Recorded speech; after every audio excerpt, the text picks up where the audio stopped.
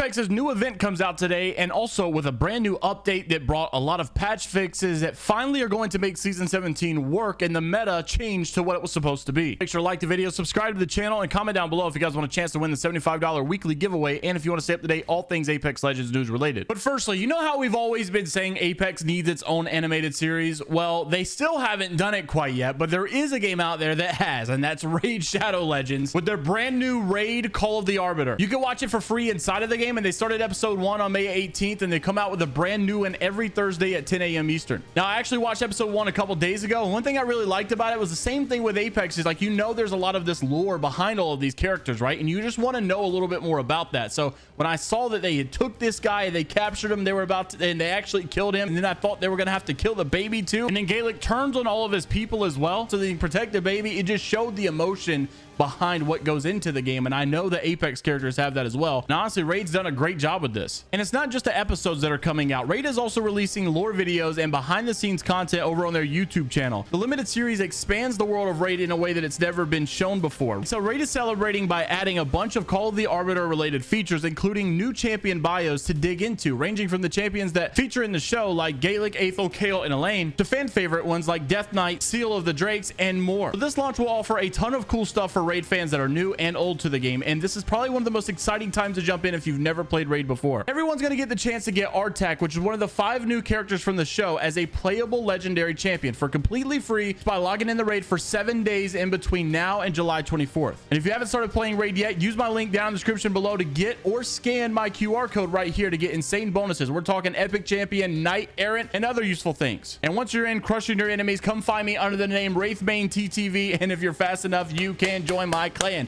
Hit the link in the description, and I'll see you on the battlefield. So let's discuss this, because there are a lot of things to go over with today's patch, with today's update, and with today's changes, of course, as well. Firstly, I wanted to mention that the brand new patch that Respawn released. Thank you to Nico for tagging me in this over on Twitter, which, by the way, was our PS5 winner. Hope you're enjoying your PlayStation now, Nico. And Respawn said basically that with today's patch, Wraith will no longer be able to use weapons while she's knocked. That was a little bit of a bug fix that they had to make. Brightness on World's Edge has been adjusted. Some people saying it was way too bright. And now finally, the meta change that we were all looking for, that for whatever reason got taken out of the patch notes. Seer can no longer track through the Dark Veil with his ultimate. That's basically the catalyst wall. Kind of funny, because there literally was a guy the other day that thought that one of the pro teams were cheating because they were shooting through the catalyst wall, and they didn't realize because it was a Seer ultimate that was there as well. So that's how bad it is though, right? It obviously looks like wall hacks, and it's just definitely not a kind of meta you want to have in a professional kind of game like this, or an environment. And I'm glad that they finally took it out. So, you know, like the nerf that was supposed to happen that didn't happen finally happened. Now, in today's update, we're also getting a brand new event, which is called the threat level event. You may have saw this, but unfortunately, it's more so of like a store event with a lot of recolors that are coming into the game. As far as we know, control mode is going to be available for the entirety of the 2 weeks of this event. And then also the TDM is going to have like a different style of the mode where it's like less shields, it's like a lot less health, it's going to be dying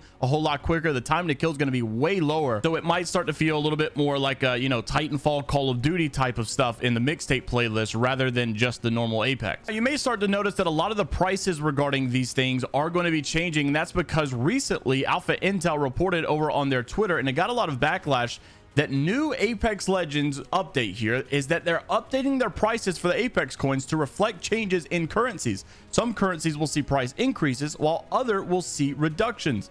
This change does not impact the USD, Euros, JPY, but it looks like it may impact the Great British Pound and other major currencies as well. So all my UK friends out there, you know, big rip. Might have to start paying a little bit more. What I've never understood though is, like, when it comes to events, you know, we'll always say like, this is crazy, I can't believe they're doing this, but yet we never like stop buying. Like, so it doesn't matter. Like, no one's going to really be hurting here, because all of you guys will still continue to buy, and I don't blame you either. I understand. I just think it's like a funny repetitive cycle. Also, while I was recording this video, Respawn also let out a brand new update over on their Twitter as an FYI that with today's launch of the threat level event, they are actually expecting your new like permanent control mode to be slightly delayed showing up for players in the LTM slot.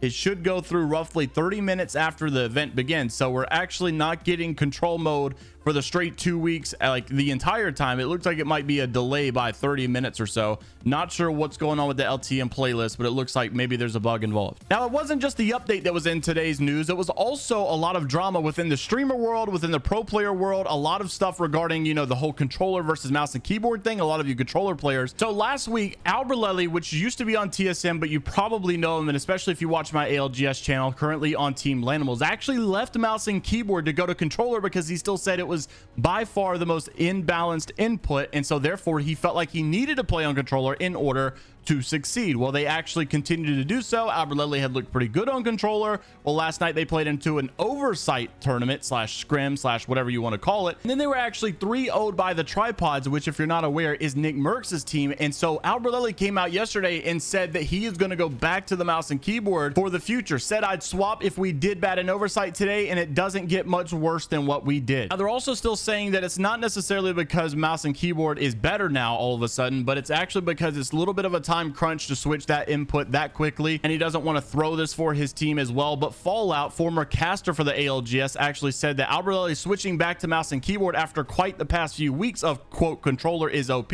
sentiment from the community, stirred by his and a few others move. I've been saying it for years, all things considered, mouse and keyboard and controller are fairly well balanced in Apex, so says Fallout. Well, obviously a big mob came after him after this. A lot of pro players saying, look, I still think it's still imbalanced. A bunch of pro players actually started flaming Fallout. Even Kashira, who got 3rd place over at the latest LAN, said it's not balanced. Alberlelli just doesn't have the time to grind a new input and stay at the top of his game. Just because controller is busted doesn't mean you just switch and you are the best in the world that fast. And then Nasky also on the Pioneer saying, no offense, John, but your opinions on inputs aren't really valid considering you don't play competitive and you don't know how it's like in Apex. Mac also responded, said, oh, I'm only swapping back because I don't want to cost my team in the oversight quals days since it's all we've got. Also, some more drama within the Twitch streamer world, and people are even saying that maybe you should lose your partnership after you do things like this. This was actually coming from pro players from Team Wildcard, Madness and Shuby. Now, Madness is no stranger to drama and quite frankly has been involved in quite a bit of drama, and Cap 3 apparently was streaming last night with only 2 viewers, right? Because we all start at the bottom. I remember my first couple of months streaming, I had 4 different phones that I could watch myself just so I didn't feel horrible about it. And hey, there's no shame in it. We are all equal. Well, professional player Shuby decided to go into his chat and said, nice, your 2 viewers will love this content, but Cap had actually decided to scratch out his name so you didn't know who it was. Well, people had pulled it up and found out that it was Shuby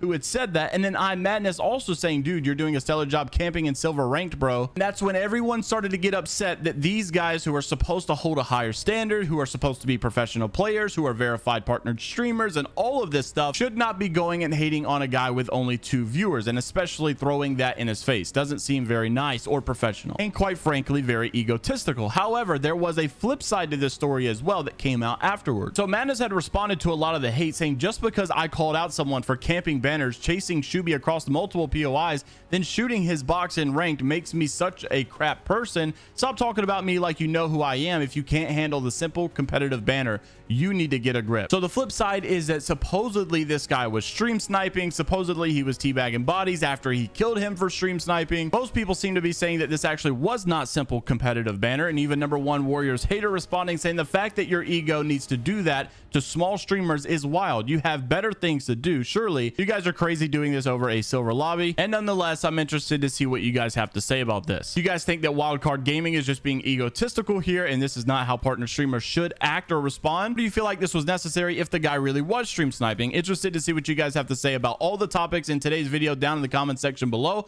Make sure to like the video if you guys did enjoy, and subscribe to the channel if you guys want to stay up to date all things Apex Legends news related. And until the next time, I will see you all later, Gators.